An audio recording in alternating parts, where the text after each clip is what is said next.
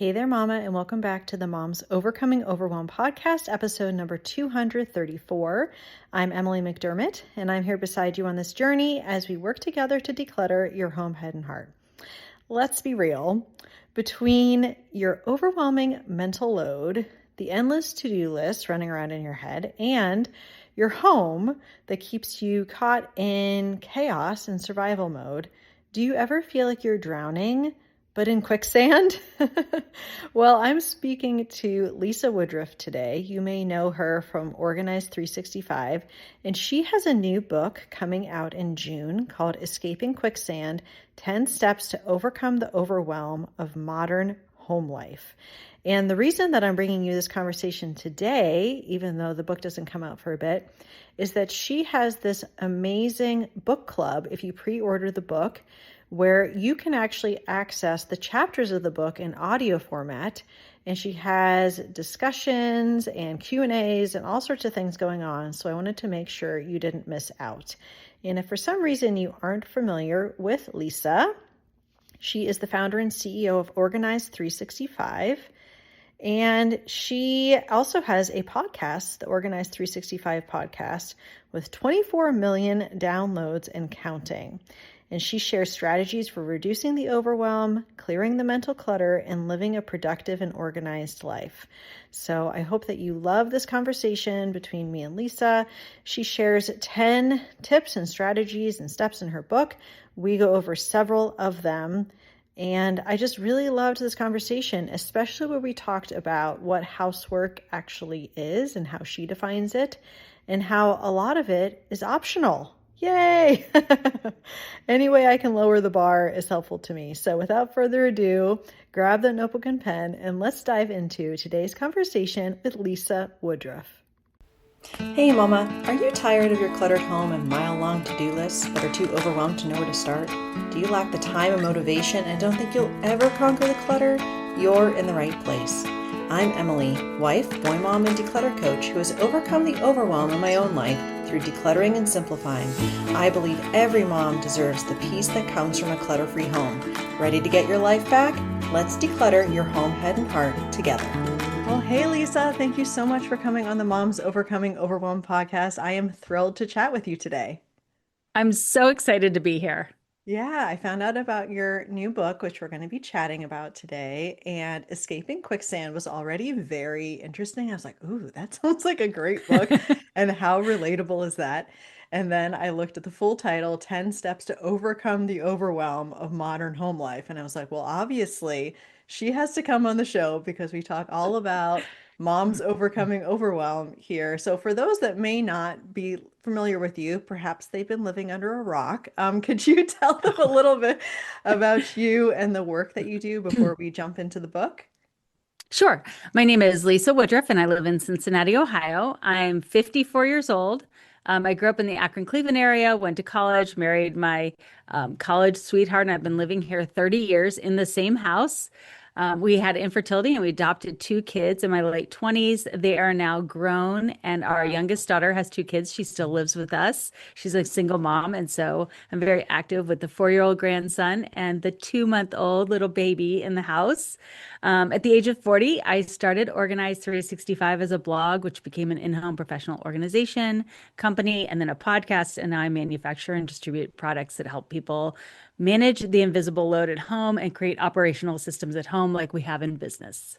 Yes, and I became familiar with you through the Sunday Basket and the Paper Solution. And so Lisa has a ton of great resources, a ton of great books, but I thought that the name of this book was really interesting.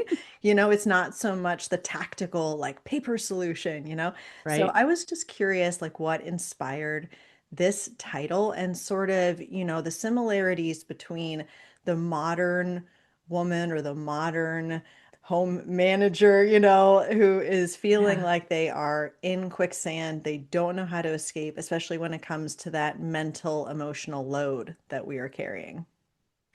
Yes. So I've written quite a few books and courses and products to help you get organized. And I started the company Organized 365 when I was 40. And I was in my own quicksand, the end of my 30s. My parents had gotten divorced and my father became ill. We were his power of healthcare. And then my sister and I settled his estate. But also, the kids' needs were more, the economy was terrible. And so just everything was stacking up against me. And I felt like I was drowning under the weight of hashtag adulting. And then I was going to turn 40, which feels like you're going to fall off the cliff into I don't know what we think is going to happen at 40. And then you're still alive at 40 and 1 day old. And you're like, oh, well, I guess I better figure this out because I don't want to live overwhelmed for the rest of my life. And so I started the company at 40 and I got myself personally organized in my 40s. And when I went to write this book, I went to write a book about how to organize your home again or different spaces in your home. I actually wrote two books and I was like, none of these are the book that we need right now. And I really thought back, like, what did I do in my 40s? Like, how does a woman become productive once she's lost that productivity? What are the mindset shifts that change? Because productivity is very invisible. It's not organizing a pantry. What is it that allows her to keep that pantry organized or get the energy to organize the pantry? And that's what this book is. What are the mindset shifts that took me from negative, depressed, overwhelmed, and reactive to positive, professional, profitable, and happy in my 50s? So these are those mindset shifts, the more invisible work that we do in order to shoulder this adulting responsibility that apparently isn't going away. No, and I'm 45 just for point of reference. And so I'm not quite in the having to care for my parents yet, but my dad is 80.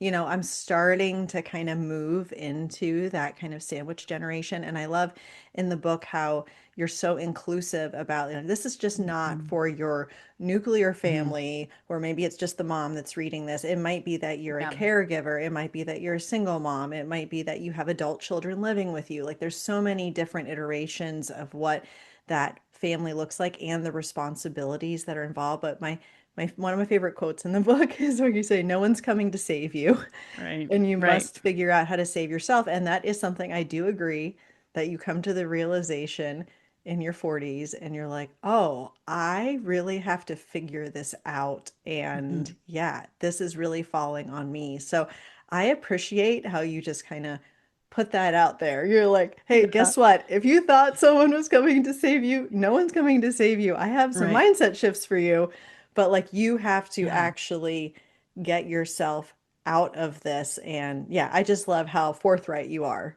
with that. Thanks. Well, I also think like in my 30s, I don't know as I thought somebody was coming to save me, but I thought that if I was loud enough or had enough points, I could change people around me's point of view or opinions on things, which, by the way, save your breath. You can't. And when you're in your 40s, you realize, oh, not only can I not change people's opinions around me, but they can't really change mine either. And that's okay. Like, we're allowed to have our own thoughts. We don't have to tell everybody what they are, by the way. We can keep some of them private if we want to. And it's okay to have differences of opinions. And so, in that, it wasn't just that I was trying to convince other people around me to do whatever I was doing, but it also allowed me to then be like, okay, so I could just say I'm not doing whatever it is, and that's okay as long as I'm okay with it. And then that wrestling, how do you become okay with it? That was what I had to struggle with. Like, how is it okay that you're not going to be perfectionistic in your housework? How are you going to accept a lower standard and be okay with that when no one's really judging your housework anyway, other than yourself? Yes. Oh, and I can't wait. We're definitely going to get into that. And you Yeah. have 10 steps in the book.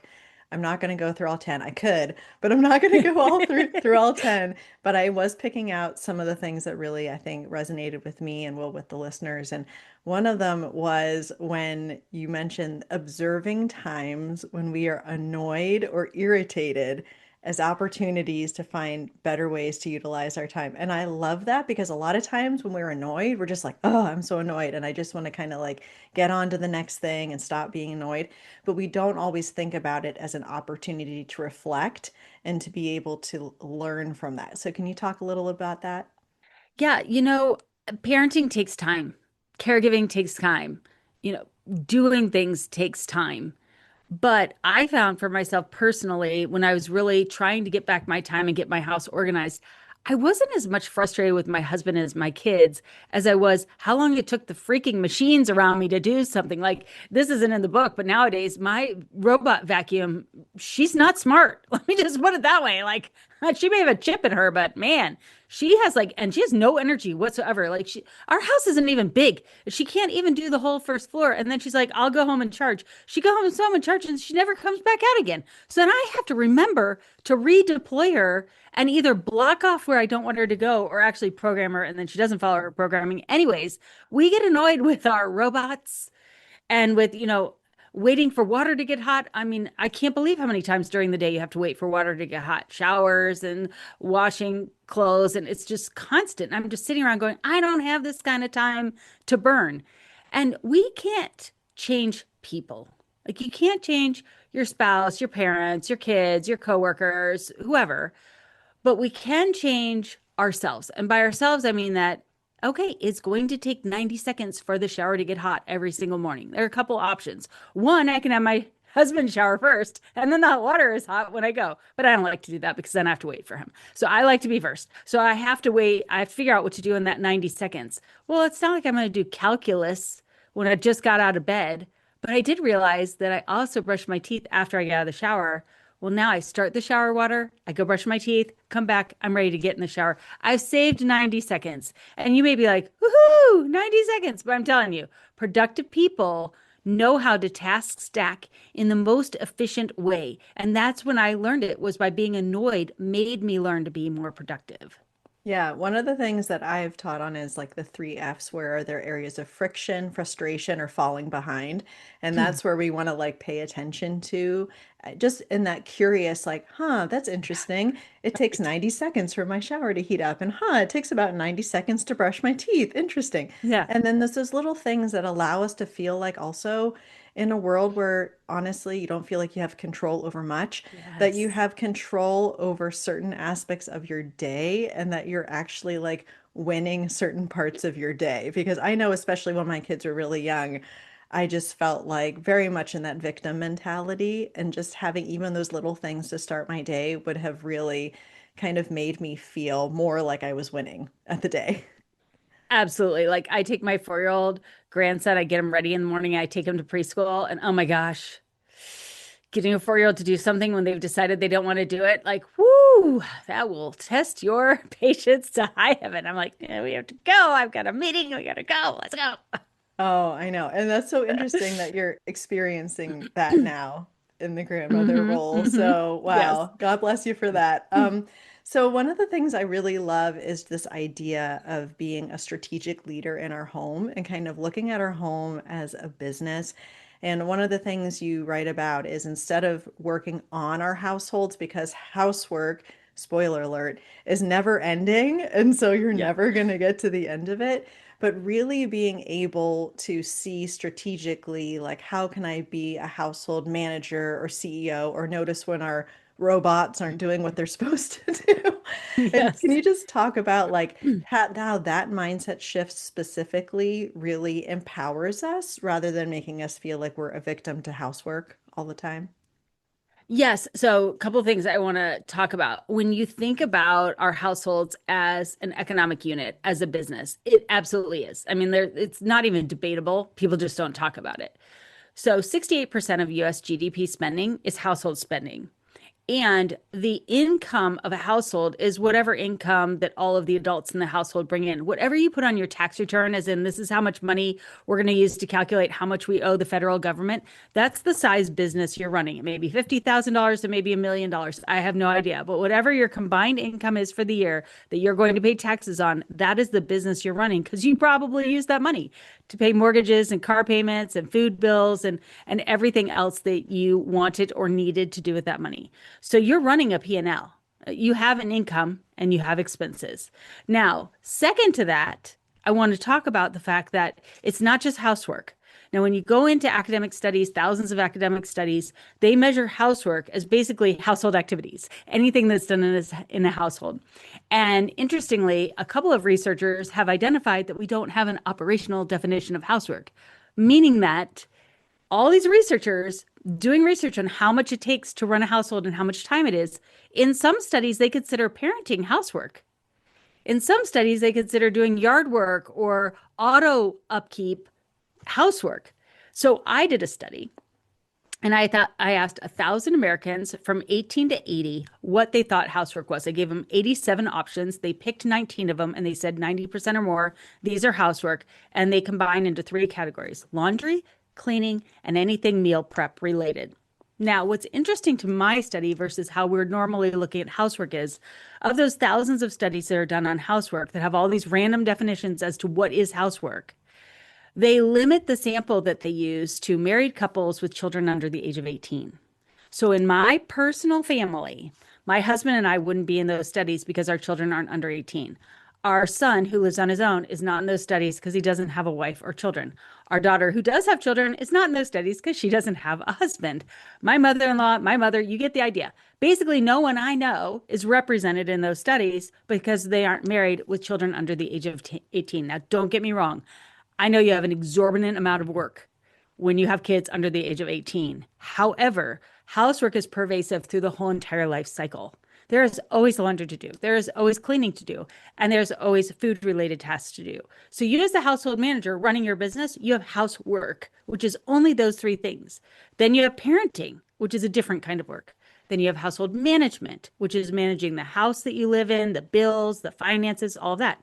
Then you have organizational work. And in my idea, organizational work is an investment of time now for a future return on time later. Every time you organize something, you don't have to look for it later. So you're saving time later. So it's more like your investments that you would do inside a business, and on and on and on. Once you start looking at your household like a business and identifying all these works have different short-term and long-term consequences, you will stop chasing after the perfectly folded laundry and you will start to think about maybe we should save more money for retirement. Or those things that, if you're just looking at money in, money out, or trying to get every single task that comes across your plate that could be done in 3 to 5 minutes done immediately, which is what a lot of productivity people say to do, then you stop doing the important things because you're just chasing all the teeny tiny tasks.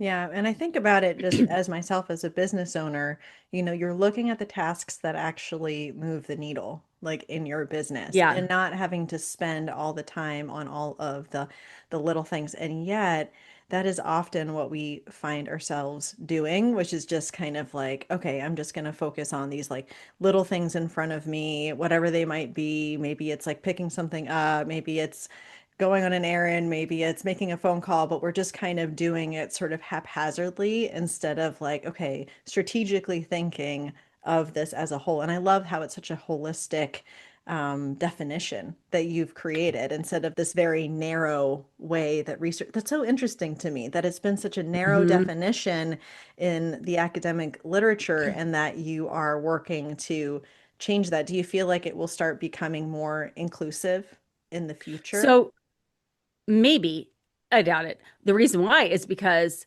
all research is done based on a theory. So if you go all the way back to the 40s and 50s, the housework theory that we were working under was efficiency and productivity. And that was Lillian Gilbreth, the mother, the cheaper by the dozen lady. She was a psychologist. And so she published her work. After she was done, then we moved into the 50s and 60s, and the focus on the home became home economics, selling to homemakers. How much money can we get? Like it's 68% of GDP. Okay, how can we get women to buy refrigerators? How can we get them to buy prepared meals? How can we get them to spend their money? Well, then in the 70s and 80s, it moved into a feminist trope, which is fine because women didn't want to, not all women wanted to stay home, and not all women wanted to stay home forever. And the media had kind of moved people in the 50s and 60s to being the stay-at-home housewife, which was not a thing before the 50s. It was manufactured by the media. Women have always worked. And that was surprising to me because I wanted to be barefoot and pregnant. Never got pregnant, but that's what I wanted. I wanted to be the stay-at-home mom. I loved my stay-at-home mom years. Now that I'm not in those years, I also love not being at home. Like I said to my husband, like, I'm not home. So you can take care of that because I'm doing my CEOing now. And so women didn't have that choice. And because they didn't have that choice, then they started to fight for that choice. And part of how they fought for that choice was like, hey, it takes a lot of time to run this household. So for us to be able to go out and do another job, somebody has to help us with this legit job that is actually has an economic impact. And so then this theory was created called the doing gender theory, that women do housework because they saw their moms do it and men don't because they didn't see their dads do it. Mm. which can't actually truly be true because why would men do more housework now? Did they stop becoming men? No, obviously not. And there's never going to be an equal division of male versus female labor. And if you don't have males and females in relationship, you can't compare who's doing the work. So in all those households, other than myself and my husband, my son's household, my daughter's household, my mother's household, my mother-in-law's household, they're all single adult households. Well, you're doing all the work, obviously, right? Because there's nobody else to share the load with. So only in my husband's and my marriage can you say who's doing more and how are you going to evenly divide it? And that's really, to me, a very limited question because there's so many more variables than who's doing the work and how much work they're doing. And yes, women are doing more, and it's probably a conversation that has needed to have been had, but we've been having it for 65 years and we haven't really solved it. So my thought is, my husband will say, Lisa, you like being the CEO. You like making the decisions. I'm like, darn straight I do. Glad you know. However, I don't do the majority of the housework. I do the laundry.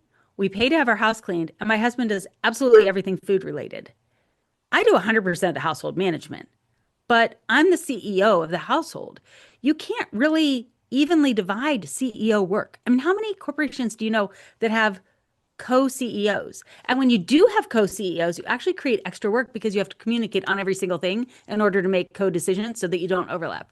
So my thing is, ladies, we have been running households since before the Industrial Revolution, since before man. Women have always run households. Any woman who's working outside the household is running two complete companies, her household and another household. Just own it.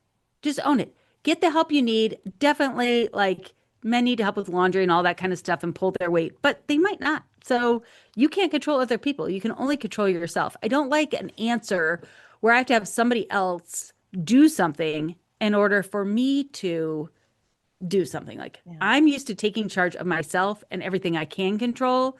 You can obviously, I'm not saying men shouldn't help. I'm just saying there are a lot of things they're doing that you're not doing also that do contribute to the household. And we never talk about that. Yeah, what I really find interesting in all of this is this idea of being the manager of the household versus housework. And that if you are the Yes. manager of the household, it doesn't mean that you are also the one doing the housework. And one of the parts of the Yes. book, I was laughing out loud. I don't know if it was the part where you said you'd spit out your coffee or not, but it was the vacuuming, the vacuum lines Yeah. one because I got my idea of what cleanliness was from my mother, who is very Martha Stewart adjacent, and everything was like perfect all the time. And so I thought when I got married and had the kids, that is the expectation. So kind of like you said, like your Yeah. father expected at, 4:45, 5 o'clock, that there would be the perfect vacuum lines. And then when you become the manager of the household, you're like, wait a minute, does this actually mean that I have to do this? Like, is this an expectation for me? And you talk about essential housework versus optional. And so that was like a light bulb when it happened to me in my own life. But can you talk about how when it comes to the housework, number one, we don't necessarily have to be the ones doing it. And number Mhm. two, we can decide what is essential Mhm. and optional, and perhaps everything to a certain degree is optional. Right. So let's just stick with this vacuuming because it is kind of funny. I mean, my sister and I would joke and we'd be like, if we could just get a board and drag it across the floor, it would look like vacuum marks. And then we're like, well, that's the same exact amount of work as vacuuming. So 4:45, one of us had to vacuum the entire house. So when dad came home, it looked vacuumed. And then I got married and I did the same thing. I came home from work and I vacuumed the house every day for years because it took us like 5 years to get kids. And so our son was maybe 3, 4 months. He's swinging in the swing. And I finally have achieved this Norman Rockwell picture that I'd had in my head of like what a stay-at-home mom looked like. Don't even ask me where this came from. The child's sleeping in the swing. I've made dinner. Jazz music is playing on the radio, and I vacuum the entire house. And my husband comes in the house like a normal man, and he goes over and he kisses the baby like a normal person and sits down and has dinner. And I am ticked. And I'm like, do you not know how hard it was for me to get this house perfect for you? And he looks at me like the crazy woman I was. And he was like, what? I was like, do you not notice that I vacuumed the carpet for you? And he was like, you vacuum the carpet? I was like, I vacuum the carpet every single day at 5 o'clock before you come home from work. He goes, you do? And I'm like, oh my gosh, you don't even know. You don't even know that I'm vacuuming the house. Like, I'm losing my mind. And then I thought to myself, he doesn't even know. He doesn't even care. Do I want to vacuum the house? And for a while I did. I maintained it because I liked the vacuum lines. And I'll be honest, when I come down and it's vacuumed, I mean, I'm very happy. It looks beautiful. Like when the robot actually does her job, I'm very happy with her. But I realized that I really only need to have the house vacuumed about once a week for cleanliness reasons. We never vacuumed for cleanliness reasons. When a baby is crawling, I really prefer to have the house vacuumed every single day. I just really like that for a baby who is crawling. Other than that, once, twice a week, that's all it needs to be vacuumed. If I could get my vacuum, my robot vacuum, to actually vacuum on a schedule, and I could come downstairs and see those vacuum lines, I would be the happiest woman in the world. But apparently, I can't figure that out. I was thinking about it the other day. I was like, I hope that Elon Musk can come up with a robot vacuum that could be programmed and also recognize it's a dog that's in front of them barking and ignore that and put a strong enough battery in there to vacuum the entire first floor that's 1,000 square feet only and go back to the base and empty itself every day. How hard would this be? And to only notify me by my phone if its little vacuum bag is full. That's all I want to hear. Come on, Elon. You could send all these satellites and help the Ukrainian war. Can't you help women just get. By the way, if you think AI is coming to help us in our households, we are like on the lowest part of the list. Our robots don't even work. So Yes, sad. I know. That or So sad. the person, the CEO of Dyson maybe could help or something. Yes. Something like that. Yes. Come on. Yeah, I'll buy it. we got rid of our robot ones because I got so annoyed of having to set everything up. So I feel your pain. And that reminds me a little bit of the discussion you have about perfection versus excellence because when it comes to perfection, sometimes it's like, well, what are we being perfectionists for? Like, who are we Right. doing it for? Because I know for a fact my husband does not care. My kids, I have two boys, 8 and 9, they do not care. You know, they care that there's food, they care that there's laundry, but when it comes to cleanliness, I have pretty Right. much outsourced most of it to my kids and my husband. And I read, I think it was Fly Lady, it was a book called Sink Reflections. And it Yes. was something she said, um, when it comes to housework, imperfect housework is still a blessing to my family, or something like that. Yes. And I was like, oh, wow, it's still done. It's not done perfectly. It's not done maybe to the standard I would, but it's done and it didn't have to be done by me. And that means something when it doesn't have to all be done by us. So I'd love it if you could talk about sort of the excellence versus perfectionism, and especially as someone who has struggled with perfectionism through most of my life in all areas, like how that mindset shift can really free us when it comes to the management of our home and then just really our lives in general. Yes. Okay. So I love this. So my mom was a straight A student. Like she literally was able to achieve perfection in a lot of ways. And I was an AB student with a floating C. Like I just could never even have all ABs. Like there was just this C. And she's like, okay, it's in science. So double down on science. So I doubled down on science. It would show up in history. All right, double down on history. Okay, it would show up over here. It's never in math, but it showed up everywhere else. And she was like, how do you always have this floating C? And I was like, I don't know. I don't have enough. I thought I was dumb. Now I know I'm not dumb. But I really thought, I could not keep all the details of all the different subjects straight enough. I loved learning. I always knew the answers. I always learned everything. They found out I had dyslexia later, and that was part of it. But I could not achieve perfection. And it's actually great that I couldn't achieve perfection as a young child because I knew that it was not attainable because I couldn't do it. But as I became a mother, I tried. Like, the you see and the vacuuming and the kids and having them matching and all that stuff. I kept trying and I kept failing. I kept trying and I kept failing. And so I would double down and I would sleep less and I make longer checklists and I'd be like, come on, this is my thing. Like, this is my Super Bowl. I have an early childhood degree. I'm a stay-at-home mom finally. Like, I could be A plus at this. And what happened was I had such a clear picture of what I thought I was supposed to be doing, and I was never hitting the mark. I was always falling short. And because I was always falling short, I was judging myself and I was judging my kids and I was judging everyone around us. And so I was, witchy because I wanted you to like do this perfect thing. and we weren't able to do it. So I realized that I was making everyone miserable and I wasn't achieving the standard. So I said to myself, all right, fine, I'm not a person, I'm not a perfectionist. And for a period of time, I would just be like, yeah, perfection isn't a thing. I'm not a perfectionist. As in, you should stop being one too, because we can't be one. So if you don't be one, then I'll feel better because I'm not being one. And that didn't work, by the way. I just kind of mailed it in. And then I wasn't being a perfectionist. I was just kind of not trying as hard as I could. And it was probably about 45 when I realized 45, 46, when I was like, okay, I don't like this answer. I know perfection isn't a thing, but I really don't like the fact that I just say I'm not a perfectionist because everyone around me looks like they're doing better. And that looks like I'm just like the B student all the time. And I was like, but I am smart and I'm trying really hard and I'm doing really good things. Like I am excellent. I'm just not perfect. And I was like, that's it. I'm a woman of excellence and no one can be perfect. But the shift that happened after that I didn't realize until I was writing this book is that there is an undertone to perfection and excellence. They kind of look the same when you're looking at somebody else, but they feel the same when you're doing them internally. So when you're striving for perfection, you're like judging yourself and you're looking to a perfect standard that you're trying to hit. When you are being excellent, you're putting every effort you have, all the resources you have to bear on whatever you are doing, but you have this air of grace, as in, like, whatever it is, because it'll never be perfect. And I didn't realize how much that judgment versus grace would be the difference. When I stopped chasing perfection and really poured myself into excellence, I had to give myself grace because I wasn't going for a perfect outcome. And the outpouring of that was I started to give everyone around me grace. I stopped judging what everybody else was doing because I looked at everything they were doing as their best effort too, and their excellent effort. So I literally don't judge people anymore. I used to judge people I saw driving on the street, on TV, on Instagram. I don't anymore. It is so freeing, not only to not judge yourself, but to not judge others. And the most recent thing I realized is when you're not judging yourself and you're not judging others, they will still judge you because they are in judgment.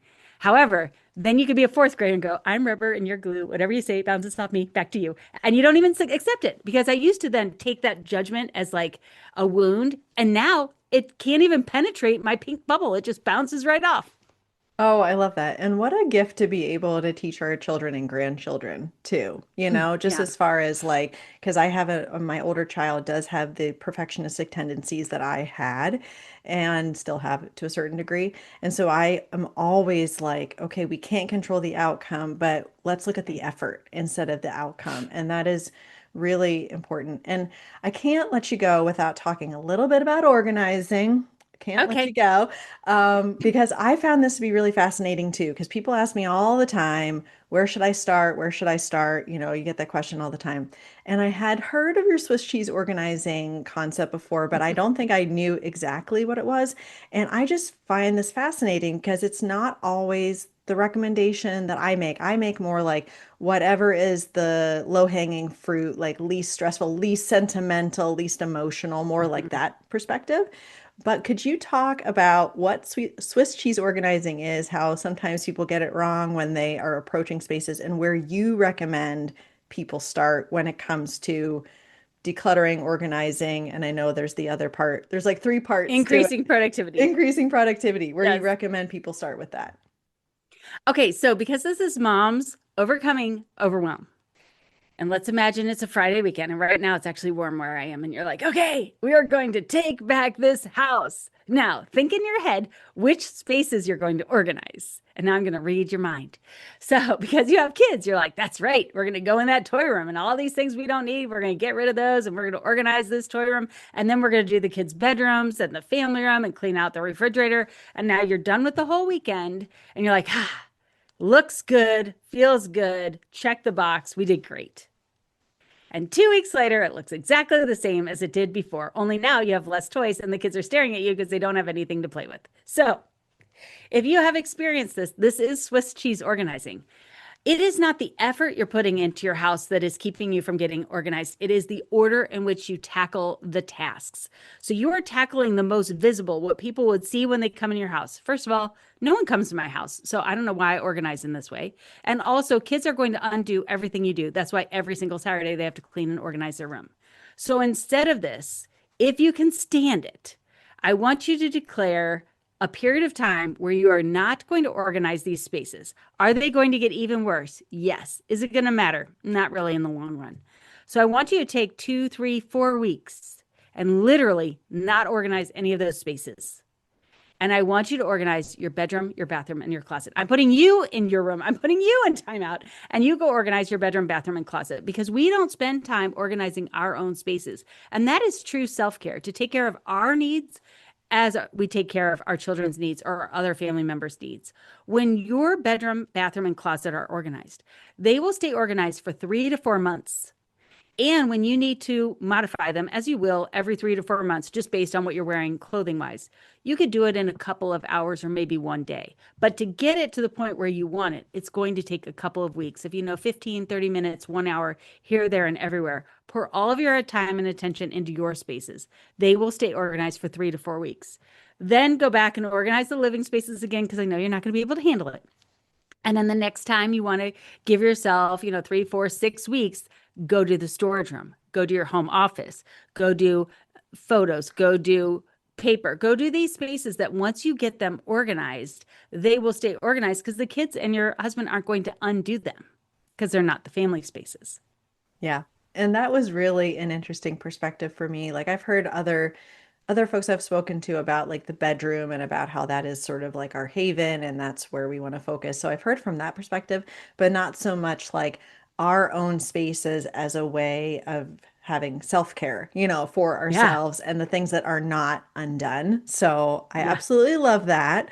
Love getting different perspectives on that. And we're going to end with the Sunday basket because how could we not? Oh, For those that might not be familiar, and just kind of talking sort of like high level about how it externalizes that mental load and the swirl of thoughts and to-dos that are constantly going on in our head, and how we're able to then yay. kind of have that filter, I would say, between this is what needs to be done now ish, and this is what can wait until Sunday, Mhm. and using that kind of as our filter by which we're able to not have everything going on swirling in our heads all the time. So, can you speak a little bit to the Sunday basket, please? Yes. So this is my second study that I'm doing, and it is based on executive function.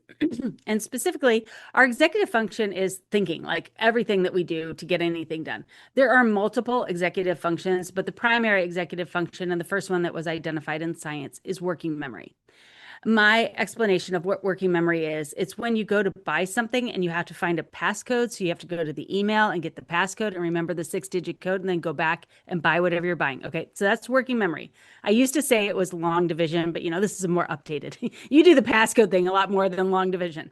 Okay. So imagine you're doing this right now, and then you get a text message from the kids' school. That is a prospective memory interruption to the working memory that you're already doing. So your brain has to make a decision. Do we continue on with buying whatever we're buying or stop what we are buying and we go and we answer the text message to find out what's going on at school? Obviously, we're going to go to the text message, right? Okay, so we're over to the text message. Now we find out it's no big deal. They were like notifying us, whatever, scholastic book orders were in or something silly like that. Now, while you get ready to go back to what you were doing, the dog barks. He has to go out. Okay, you get up, you go let the dog out. Now it's close to time to pick up the kids to school. So our brains are doing all of these things all of the time, toggling between our working memory, what we want to do, the interruptions, and our prospective memory, what we're remembering to do in the future, and our environment all day, every day, 24/7. You are working on things and you get interrupted by something, and then your interruption gets interrupted, and you never get back to ordering the thing. It could be like 3 a.m. You're like, I never finished ordering that thing I was ordering before I got the text message, and the dog had to go out, and I had to go get the kids, and then I had to get the mail, and then I had to get this is our lives. So I developed the Sunday basket when my kids were 2 and 6 months old. So I did not develop it when I was 54. And we have so many urgent and important and nonsensical, but also kind of important tasks that come across us. And so the Sunday basket is a safe place to externalize all of those things out of your working memory so you could stop thinking about them, but you'll still remember them again on Friday. So in that whole scenario, you could have just written down, order new drapes or whatever it was you were doing, take care of everything else, take the paper, drop it in the Sunday basket because you didn't finish ordering the drapes, and you'll just deal with that on Sunday. Now, more often, you'll have things that come into your memory that can wait till Sunday. All those things can wait till Sunday. Forms that come home from school, if they can wait till Monday, they go in the Sunday basket. Mail that comes in, all goes in the Sunday basket. If you have an email that you need to think about and reply to, I print it out and I put it in the Sunday basket because I read things differently, and science will show you read things differently on paper than you do on the computer. Also, it's really hard to get distracted from reading something on the paper because when you're on the computer, you can go check your calendar. You'll see notifications come in. None of that happens when you're reading something that is printed out. So the Sunday basket moves all those things to Sunday, but it's also a time management time for your household to work on your business, on your household and not in your household, paying all your bills, making all your decisions. So a couple of conversations we had, I was going to pull this through. So you were talking about working on your housework and that your boys are 8 and 9. Mm-hmm. And that you're working on making your house looking more and more perfect. And I'm thinking, oh my goodness, the kids are never going to remember that. But boy, would the boys remember that, oh my gosh, it's the first day of spring. And on the first day of spring, we go get ice cream. And that becomes a tradition that you do that they will always remember. Oh, yeah, it's the first day of spring. And on the first day of spring, it was like 32 degrees, but mom still took us to get ice cream because that's something that we do. Like fun things like that. Like that is significant, long lasting. Or like with my grandchild right now, I joined a gym in December so that he and I could go there. It's a place for him to play. He likes it. He's also doing swim lessons there. We're working out. And my daughter has asked if he can join gymnastics. And I'm like, okay, well, maybe he should join gymnastics because he's not really in something. And I stopped and I thought about it and I was like, whoa, whoa, whoa. We've joined this expensive gym. He goes and he works out with me. I'm about to add my daughter and my other grandchild to the gym membership so she can work out. And he takes swim lessons that are also expensive. And I'm like, heck no, he's not getting a third activity at the age of 4. And I'm really purposeful in what things I enroll the kids in. So he's 4. I want him to learn to ride his bike. I want him to learn to swim. He can learn gymnastics when he's 5, 6, or 7, but it's going to be harder to learn to ride a bike and to swim at 5, 6, and 7. So even when I look and decide how we're going to deploy our time and our money for what activities we're going to put the kids into, I look at it developmentally and I'm kind of like checking off the list. When my kids were older, I would look at the summers and I'd be like, okay, once they're in middle school, I have four or five more summers where I have those life skills I could teach in the summer so that by the time they're 18, they could do all of the things and live on their own. And I would pick one big life skill to teach them every summer. That's the kind of things I think about when I'm planning out our week and I'm planning out our year with the Sunday basket, not just all the 5, 10, and 15-minute tasks that come our way. Yeah. And I love the kind of, like I said, when we have everything going on, everything seems urgent, everything seems important. Mhm. And being able to say, like, could this wait until Right. Sunday? Like, can this wait? Right. Can it? Yes or no? And just Yeah. having that initial filter is really helpful. But then, like you said, it's not just for all of the things going on in that week and Right. the interruption for the interruption, but being able, going back to the conversation about being the strategic CEO of our homes, Yes. to be able to look kind of high level and look how we are using our time and our finances and our energy and everything like that. So I love it. I love it. It's so Yeah. great Yeah. and just so helpful to kind of get us out of the quicksand, shall I say. So I would love it if you could tell everyone where they could buy the book, the best place to go, especially in this pre-order window, if there's any, bonuses or any fun things going on, just go ahead and share anything that you would like about that. Okay, thanks. So the book is called Escaping Quicksand. You can literally buy it everywhere books are sold. And then you go to the Organized 365 website. There's a banner at the top, and you click on that. And that's also where you can find where to buy the book if you want to go there first. But you put your receipt in there, and then you'll end up in our app. And we're having a free book club. So the way I'm doing the book club is every week I'm dropping an audio chapter of the book. So by the time, before even the book is launched, you're going to have listened to the whole entire book. But the best part of it is we're going to implement every chapter and talk about each chapter. Like right now, everyone's in there sharing their quicksand story. And man, they are hard. Like it's hard to read and it's probably hard to write. But I think that is good for us to be able to, in a safe place, say, life is really hard. This is what my heart looks like. And then to see the other Organized 365 community members going, oh my gosh, I'll be thinking of you. Have you tried this? Like, oh, that's really hard. I'm so sorry. And just being able to hear that, like, who says that back to us? Like, wow, what you're going through is really hard. And then we're going to pull ourselves out of the quicksand over the next 13 weeks. And every week will be a new chapter. And then people will implement and share their ideas of what they've done. during that week. So you get to implement the book, which is the best, not just reading it, but doing it. Yes, and then having that community is so key. So I will make sure to link all of that in the show notes. So Lisa, thank you so much for being on the show. This has just really been a treat being able to chat. Thank you. Hey Mama, thanks so much for listening. If you enjoyed today's show, could you please share this episode with another mom who is feeling overwhelmed? Also, it would mean the world to me if you could leave a 5-star written review wherever you listen to your podcast. Finally, if you would like more support, come on over to our free Facebook group, tinyurl.com/moms overcoming overwhelm. Can't wait to connect with you soon.